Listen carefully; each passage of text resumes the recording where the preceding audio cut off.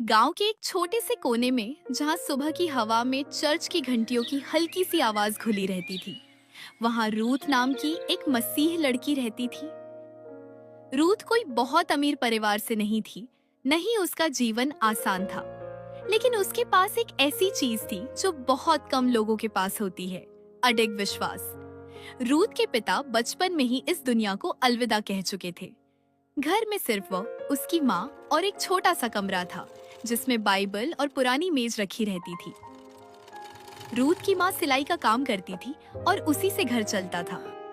हर सुबह रूथ उठती, सबसे पहले बाइबल खोलती और आंख बंद करके कहती, हे प्रभु यीशु, आज के दिन मुझे संभाल लेना। रूथ पढ़ाई में होशियार थी, लेकिन उसके स्कूल के कुछ बच्चे उसे पसंद नहीं करते थे। कोई उसके कपड़ों का मजाक उड़ाता, तो कोई उसकी सादा जीवन शैली और हर बात पर प्रभु का धन्यवाद करने की आदत पर हंसता।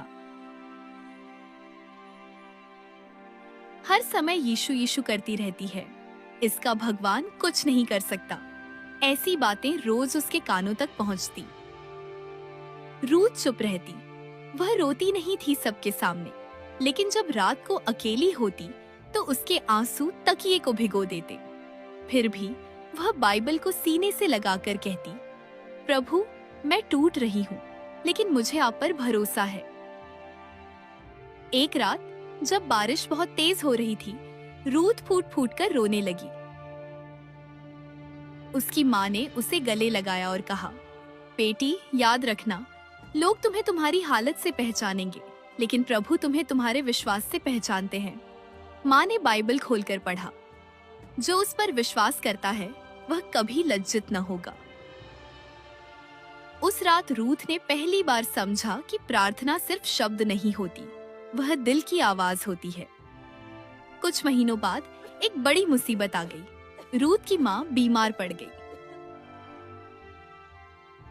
डॉक्टर ने दवाइयों के लिए पैसे मांगे जो उनके पास नहीं थे। रूथ ने पहली बार डर महसूस किया।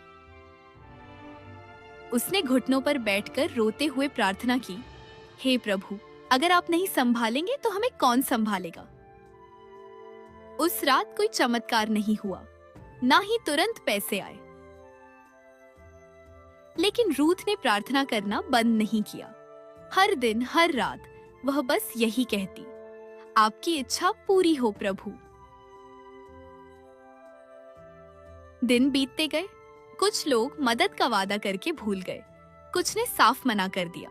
रूथ के मन में कई बार सवाल आया,